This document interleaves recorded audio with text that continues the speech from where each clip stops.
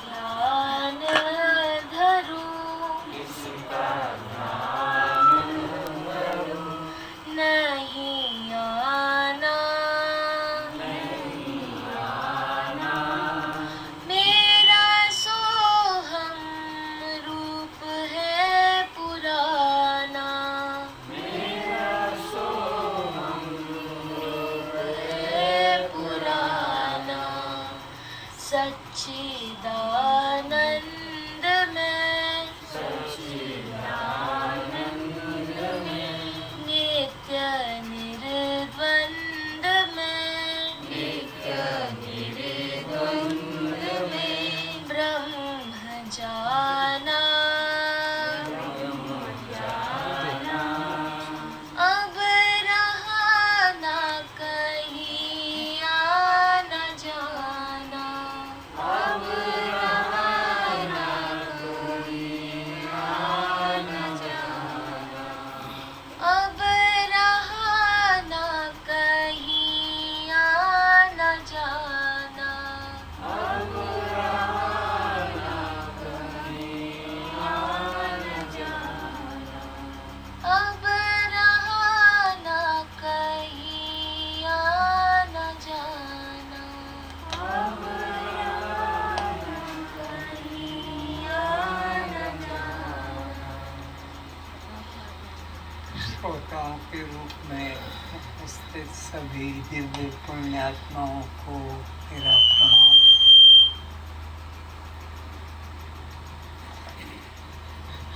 अब रहा न कहीं आना जाना,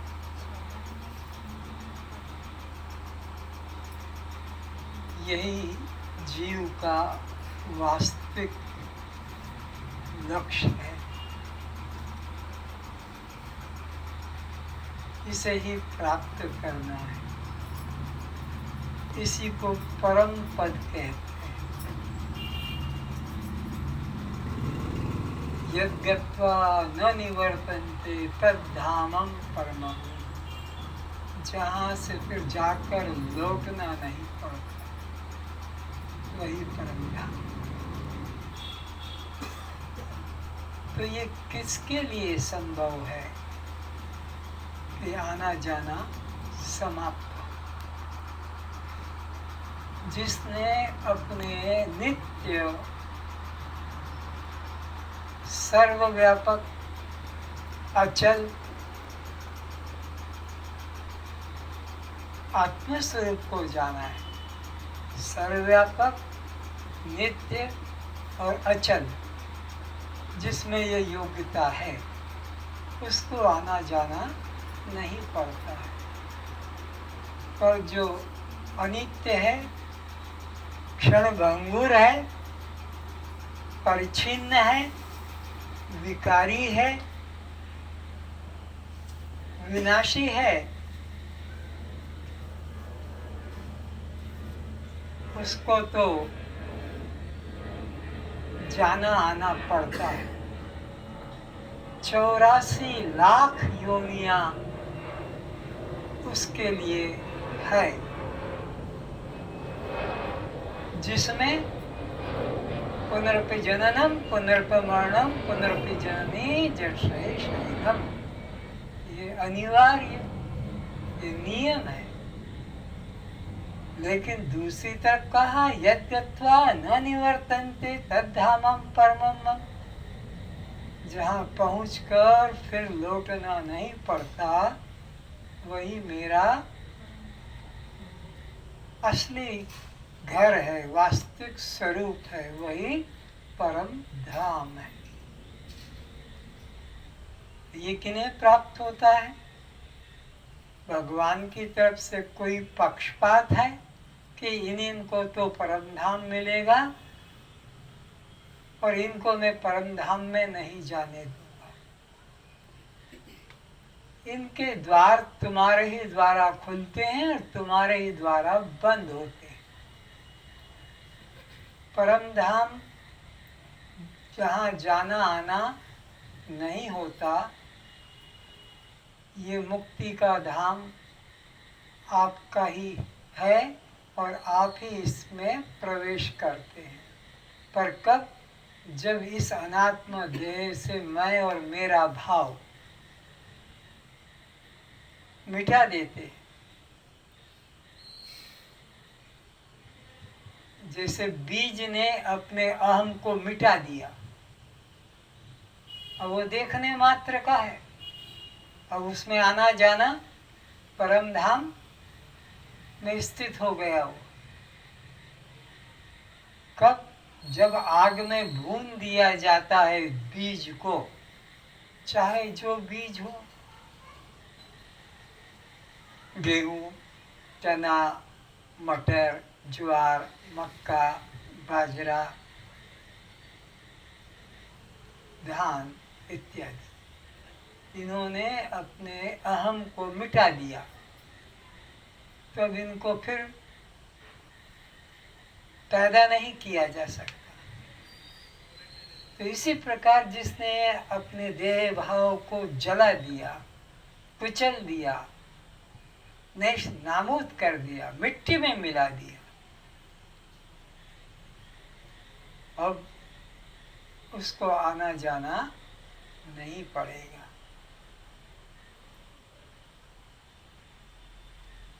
पर ये कब होगा? जब यह जीवात्मा विवेक, वैराग्य, षट संपत्ति और मुमुक्षुता, इन 4 साधनों को लेकर किसी सच्चे महापुरुष सद्गुरु के पास पहुंचेगा, तो वे सच्चे सद्गुरु इसको किसी कर्म में, साधन में नहीं भटकाएंगे, उलझाएंगे। वो सीधा इसको वेदांत तत्व का श्रवण मनन निध्यासन के द्वारा तत्व पदार्थ का शोधन कराकर त्याग लक्षणा के द्वारा चिदाभास अंश को मिथ्या अनुभव कराकर, जो चिदात्मा है, जो असली बिंब है, प्रतिबिंब से मन को हटा दिया, चिदाभास से मन को हटाकर चैतन्य आत्मा में टिका देता है, तब इस जीव का आना जाना समाप्त हो जाता है। फिर तो ये नदी सागर में जैसे मिल जाती है। ये दृष्टांत दिया जाता है सब वेद उपनिषदों में, किंतु ये भी ठीक नहीं है। कुछ दिन पहले ऐसे ही विचार करते करते ये भाव जगा कि नदी भी सागर में जाकर फिर सूर्य के भाप में आकाश में जाकर बादल रूप से फिर बरस जाती। अगर समुद्र में मिल जाता और भाप बनकर, बादल बनकर पानी न बनता, तो वर्षा ही नहीं होती। ये वर्षा का किसकी हो रही है? उन्हीं की हो रही है जो गए थे समुद्र में जाकर और मिल गए थे। तो ये मिलना भी वास्तविक मिलना नहीं है।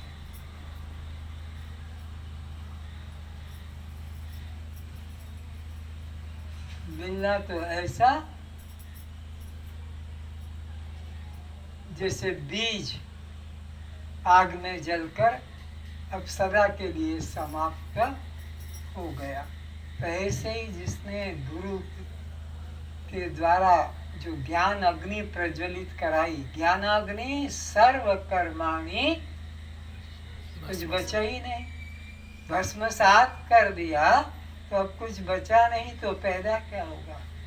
ऐसा ज्ञान अष्टावक्र जी यही उपदेश जनक को दे रहे।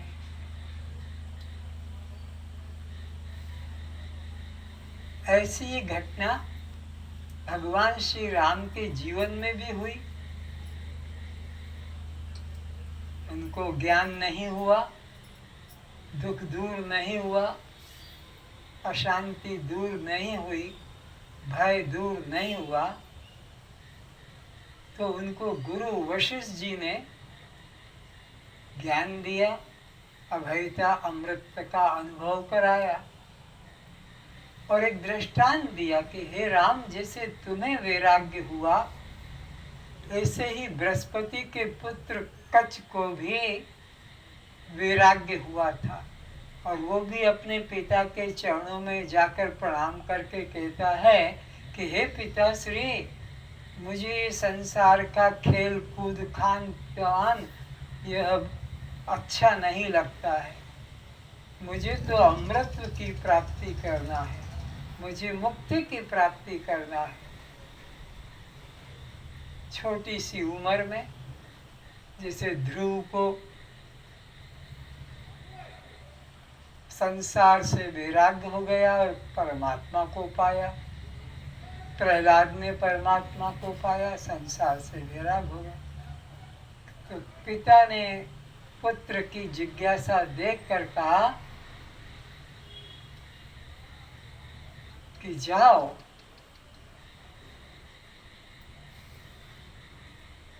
और अपना सब अहंकार को त्याग दो। तो जंगल में निकल गया, एक गुफा में बैठा रहा। 8 साल बीत गए तो बृहस्पति ने सोचा मैं देखूं मेरा बेटा क्या कर रहा है इस जंगल में जाकर। तो देखा कि एक गुफा में बैठा है ध्यान की अवस्था में। तो बृहस्पति वहाँ पहुँचे तो उठकर पिताश्री को प्रणाम किया, आसन दिया, उनकी पूजा की और कहा हे पिताश्री, मैं आपके कहने के अनुसार यहाँ बैठा हूँ, 8 साल हो गए पर मुझे चैन, मुझे शांति बिल्कुल भी नहीं मिली। आप मुझे बताइए मैं क्या करूं। तो कहे बेटा, तू सर्व का त्याग कर दे तभी कल्याण होगा। पिता उपदेश करके चले गए। फिर बैठा रहा और आगे चला गया उस पहली वाली गुफा को छोड़कर। फिर वहां ध्यान करने बैठा। 3 साल और बीत गए। फिर पिता ने सोचा मैं जाकर देखूं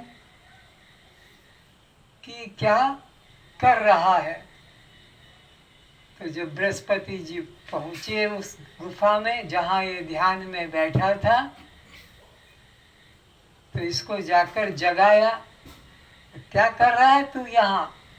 बोले आपने कहा था सर्व का त्याग करने को, तो मैंने वो गुफा और वो जो कुछ भी आसन वगैरह माला मेरा था सबको छोड़ के अब मैं यहाँ आ गया हूँ।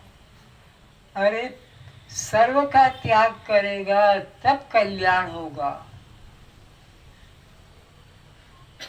ये अवस्था आ गई। तो जिस झोपड़ी में वो वहां रह रहा था गुफा में, उसकी व्यवस्था को भी आग में जला दिया। जो अपने खाने पीने के थोड़े से पाषाण के बर्तन, क्योंकि वहाँ और कुछ तो था नहीं, जंगल में पाषाण के ही आकार के बर्तन, कुछ प्याला कुछ ऐसे बने थे लकड़ी के, उनको भी जला दिया। बोले अब तो सर्व का त्याग हुआ। नहीं, जिससे सर्व का त्याग होता है उसका त्याग करो, जिससे सर्व का संग्रह होता है उसका त्याग करो। तो सोचा ये मेरी लिंगोट है, इसको जला दूं तब सर्व का त्याग होगा। उसको भी जला दिया। तो महाराज अब तो मैं दिगंबर हो गया, अब तो सर्व का त्याग हुआ। नहीं, अभी भी सर्व का त्याग नहीं हुआ। जिसके त्याग से सर्व का त्याग होता है उसका त्याग कर। तो सोचा मेरा शरीर है, इसी को खत्म करूंगा तभी सर्व का त्याग होगा, और तो कुछ नहीं। तो जब वो कूदकर पहाड़ से नीचे गिरने के लिए बढ़ा तो वह क्या कर रहा है? बोले अब तो मेरे पास ये शरीर है, इसी का ही मैं त्याग करूंगा तभी सर्व त्याग होगा। बोले नहीं, इसमें तेरा क्या है? इसमें तेरा क्या है जो तू इसका घमंड कर रहा है कि मैं इसको त्याग? ये तो 5 महाभूतों का है, पिता माता के द्वारा मिला है, मुक्ति का दरवाजा है, इसके बिना तो मुक्ति होती नहीं। देवता भी तरसते हैं इस शरीर के लिए। तो फिर पिता श्री चरणों में गिर गया कि आप ही बताइए, अब मेरी बुद्धि अधिक काम नहीं करती है। तब कहा कि चित्त का त्याग ही सर्व का त्याग है। इस चित्त से ही तुमने संसार बनाया है। ये मेरा माँ, ये बाप, ये पति, ये पत्नी, ये बेटा बेटी, ये मकान जमीन, ये सब चित्त का ही निर्माण है। उसका त्याग होगा तभी शांति मिलेगी। और यही अर्जुन ने जब त्यागा तो अर्जुन को शांति मिली। सर्वधर्मान परित्यज्य, कृष्ण ने कहा कि तू सबका त्याग कर दे, कुछ भी मत बचा, सबका त्याग कर, तब शांति मिली। इसी प्रकार परीक्षित ने त्याग किया सर्व का तो उसे शांति मिली। शुभदेव ने खुद ने त्याग किया तब उसे शांति मिली। इसी प्रकार अष्टावक्र जी अब राजा जनक को भी यही उपदेश करते हैं कि तू जब सर्व का त्याग कर देगा तभी अक्षय शांति को प्राप्त करेगा। मन, बुद्धि, चित्त, अहंकार यह सांसारिक पदार्थों के ज्ञान के लिए उपयोगी है। यह अष्टावक्र जी समझा रहे हैं कि तू ये स्थूल शरीर का अभिमान मत कर, इसके त्यागने से कल्याण नहीं होगा। अनंत जन्म बीत गए, इसको तो नष्ट करते करते किसका कल्याण हुआ? तुमने अनंत जन्म इसी तरह नष्ट कर दिए। आत्महत्या जिसको लोग कहते हैं, आग में जलकर, पानी में डूबकर, या पहाड़ से कूदकर, या जंगल में किसी हिंसक पशु के द्वारा, तो देह के त्याग से कल्याण नहीं। अब रह गया इसके अंदर जो मन, बुद्धि, चित्त, अहंकार, ये भी अनात्म वृत्तियां हैं, इनके त्याग से कल्याण नहीं। अगर इनके त्याग से कल्याण होता तो रोज गहरी निद्रा में ना मन है, ना बुद्धि है, ना चित्त है, ना अहंकार है, ना उनका कोई चिंतन है, न चंचलता है, तो शांति हो जाती। किसी को भी शांति नहीं, बिस्तर से उठते हैं फिर वही अशांति। तो ये भी तू नहीं, ये भी तेरी नहीं, यह भी सूक्ष्म शरीर की वृत्तियां हैं। तो इनसे अलग, इनको देखने वाला, इनको जानने वाला, इनका दृष्टा साक्षी है। तो दृष्टा जो होता है दृश्य से दूर होता है, साक्षी साक्ष्य से अलग होता है। अनुभव करने वाला व्यक्ति अनुभव्य पदार्थों से अलग होता है। आप खुद ही आम को स्वाद लेने वाले आम से अलग हैं, अंगूर को स्वाद लेने वाले अंगूर से अलग हैं।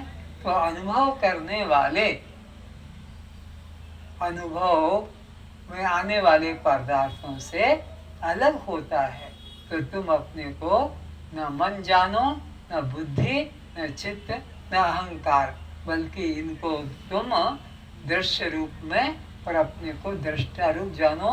इनसे तुम्हारा कोई संबंध नहीं है। यह सब आत्मा की बोध नहीं करा सकते। तो ये संसार के उपयोग के लिए परमात्मा ने तुमको वृत्तियां दी है कि तुम अपना जीवन निर्वाह कर सको, परिवार पालन कर सको, खेती, दुकान, मकान, व्यापार कर सको, इतना ही है। ये लोक के लिए है, परलोक के लिए यह अर्थात परमात्मा को पाने में इनका उपयोग नहीं है। इनके द्वारा परमात्मा को प्राप्त है, क्योंकि परमात्मा किसी इंद्रिय का विषय नहीं है, वो तो अगोचर है और साथ साथ अप्रमेय है, दिखाई भी नहीं पड़ता, निराकार है और अप्रमेय है। उसको इन पंच ज्ञानेंद्रियों के माध्यम से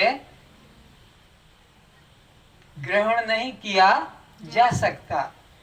जैसे संसार के पदार्थों को इन पांचों ज्ञानेंद्रियों के द्वारा तुम प्रतिदिन ग्रहण करते हो, ऐसे परमात्मा को इन इंद्रियों के माध्यम से ग्रहण नहीं कर सकते हो। बल्कि ये इंद्रियां, दसों इंद्रियां, चारों वृत्तियां, 14 त्रिपुटियां उसी से शक्ति लेकर अपना अपना काम करते हैं। फिर ये जड़ अपने प्रकाशक चेतन को कैसे प्रकाशित करेंगे?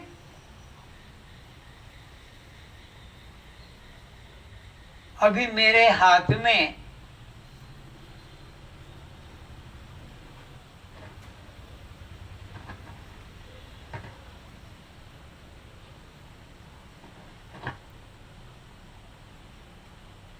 क्या है? सबको दिख रहा है। क्या दिख रहा है? खाली, खुला। इस हाथ में क्या है? ये किसी को भी नहीं दिखाई पड़ रहा है। क्यों यहाँ दिख रहा है और यहाँ क्यों नहीं दिख रहा है? तो स्पष्ट है कि यहाँ प्रकाश फैला हुआ है और इधर प्रकाश मुट्ठी बंद है, वहाँ प्रकाश नहीं पहुंचा है। तो ये अंदर वाला पदार्थ ज्ञान में नहीं आ रहा है। तो वस्तु ज्ञान के लिए किसकी जरूरत है? प्रकाश की। और तब प्रकट हो गया। तो प्रकाश के द्वारा पदार्थ प्रकट हुआ, लेकिन मेरी आंख बंद है। पदार्थ भी है, प्रकाश भी है, पर मेरी आंख बंद है, तो मुझे पता नहीं लगेगा कि यह क्या है। तो इस प्रकाश को कौन देखेगी? आंख देखेगी। आंख से प्रकाश देखा जाएगा और प्रकाश से पदार्थ देखा जाएगा। फिर आंख खुली भी है, लेकिन मन कहीं और ध्यान चिंतन में लगा है, तो भी सामने कौन है पता नहीं लगेगा। आप पुस्तक खोलकर बैठे हैं स्कूल कॉलेज में, मास्टर पढ़ा रहा है, आप कहीं खेल में ध्यान लगाकर बैठे, पता नहीं लगा। तो आंख खुली भी है, प्रकाश भी है, पदार्थ भी है, लेकिन मन कहीं और है, तो भी पता नहीं लगेगा।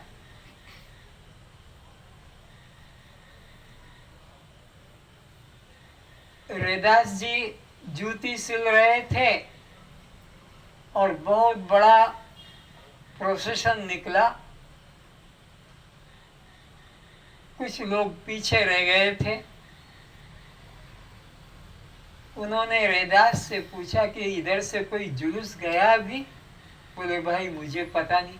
अरे जुलूस गया इतना जोर शोर से? मैं अपने जूते सिलाई में ध्यान था। तो ये मन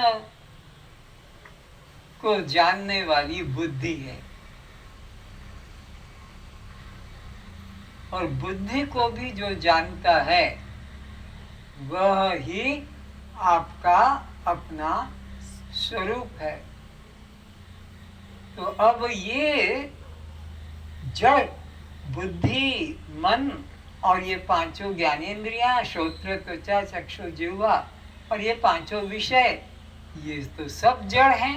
ये सब चेतन को कैसे प्रकाशित करेंगे? चेतन से ये सब जड़ प्रकाशित होते हैं। तो ये मन, बुद्धि, चित्त, अहंकार, पांचों ज्ञानेंद्रियां अप्रेय आत्मा को, प्रमेय आत्मा को प्रकाशित नहीं कर सकते। तो ये किसके लिए है? अनित्य संसार के लिए इनका उपयोग है। बल्कि इनके पीछे जो एक चैतन्य है, जिसकी शक्ति में यह सब इंद्रियां अपना अपना कार्य करती है, वह आत्मा है। वो आत्मा है, वो चैतन्य है, वही तुम्हारा हमारा सबका वास्तविक स्वरूप है। उसे न जानने के कारण और उससे जो ये प्रकाशित हो रहा है जड़ जगत, इसको हमने मैं करके मान लिया, बस यही हमारे दुख का, बंधन का कारण है। तो वो जो आत्मा अपना चेतन स्वरूप है, वो इन मन, बुद्धि, चित्त, अहंकार के द्वारा या 5 ज्ञानेंद्रियों के द्वारा, 5 कर्मेंद्रियों के द्वारा जाना नहीं जा सकता। बल्कि जिसकी शक्ति पाकर ये आंख देखने में समर्थ होती है, कान सुनने में समर्थ होता है, वाणी बोलने में समर्थ होती है, ये प्राण भीतर बाहर होने में समर्थ होते हैं। उसकी शक्ति पाकर ही ये प्राण भीतर जाकर बाहर आता है। उसकी शक्ति पाकर ही ये भोजन क्रिया होती है और हजम होती है। तो वो इनके द्वारा नहीं जाना जा सकता है। जिसकी शक्ति पाकर ये पांचों इंद्रियां अपना अपना काम करती है, वो ब्रह्म है।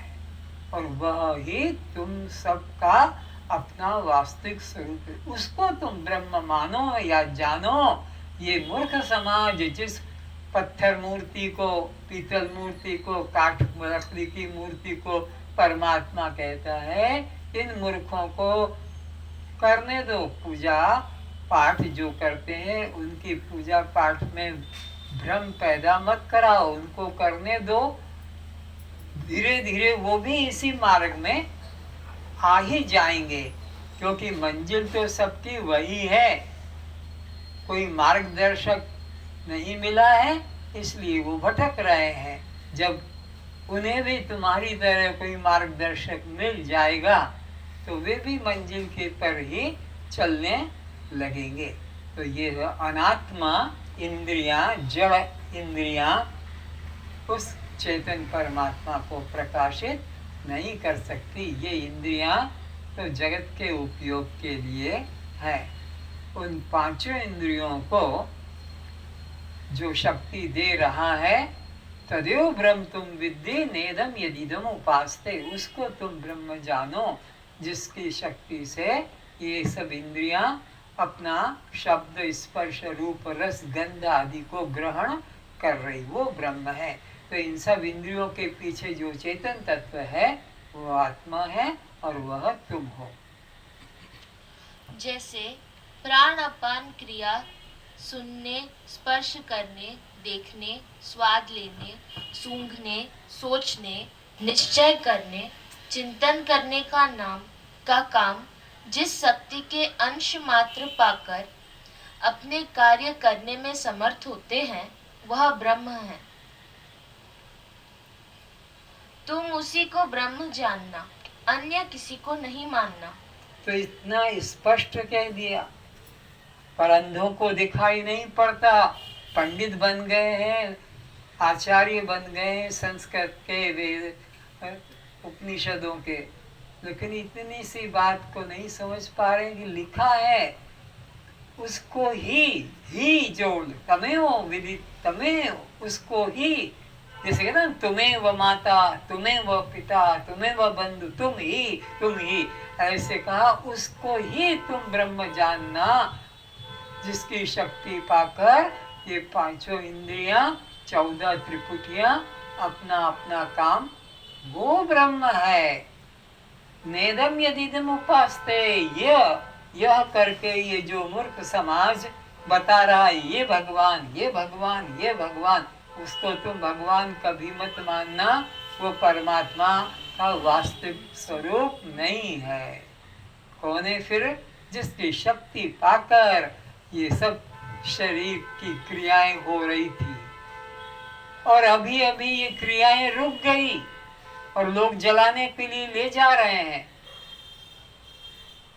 वो शक्ति का साथ संबंध टूट गया तो जलाया। तो वो शक्ति को तुम ब्रह्म जानना। यह अज्ञानी अंध पुरुषों का समाज जिसे परमात्मा बताता है, ये समाज कैसा है? अज्ञानी अंधों की तरह है, भेड़िया दशान। दुनिया की बात मास्टर स्कूल में बच्चों को सिखा रहा है, गणित छोटा सा, 2 और 2, 4 और 4, 8 और 2, और 10 में से 1 निकल गया तो बच्चों ये पाठ पक्का करके आना। कल मैं पूछूंगा सबसे। सब बच्चे पाठ पढ़ के गए और दूसरे दिन क्लास में आए तो अच्छा बच्चों बताओ, 2 और 2 4, 4 और 4 8, 8 और 2 10। तो 1 निकल गया तो कितने बचे? सबने कहा 9 9 9। तो अब मेरा एक गणित सुनो सवाल कि एक घर में 10 भेड़ें थी, तो 1 निकल गई तो कितनी बची? तो सबने कहा 9 9 9। उसमें निरंजन जैसा मूर्ख था, उसने कहा कि 1 भी नहीं बची। और वो मास्टर आया और जोर से इसके मारा सा। कल पाठ पढ़ाया, अभी पूछा, सब उत्तर दिया, और अब कहता है कि कुछ नहीं बचा। बोले महाराज गणित तुम्हारे पास रखो, मेरे घर में खुद भेड़ 10 है, 1 निकल जाती तो सब चली जाती है, फिर कोई बचती ही नहीं। यह जगत भेड़िया दशान है। एक जिधर गया बस उस गुरु के पीछे सब भागेंगे। क्या वो ज्ञान दे रहा है, क्या है, कुछ मतलब नहीं। बस वो बाप गया, फिर बेटा गया, फिर वो अपने बच्चों को ले गया। सब पूरा कुल गुरु, जैसे फैमिली डॉक्टर होता ना, ऐसे फैमिली गुरु भी बन जाता है। फिर सब उसी को मानो, और नहीं तो घर में फिर झगड़ा होगा। तुम उसकी क्यों पूजा करते हो, तुम उधर क्यों जाते हो, तुम शनिवार की पूजा क्यों करते हो, सोमवार की करो। तो उपनिषद ने कह दिया उसको ही जानना। किसको? जिसके द्वारा ये सब इंद्रियां अपना अपना काम करती है, और जिसके शक्ति के बिना ये मुर्दा शिव न होकर शव हो जाता है। तो उस चैतन्य को ही ब्रह्म जानना। पर ये मूर्ख समाज जिस आकृति को ब्रह्म कहता है, वो ब्रह्म का वास्तविक स्वरूप नहीं।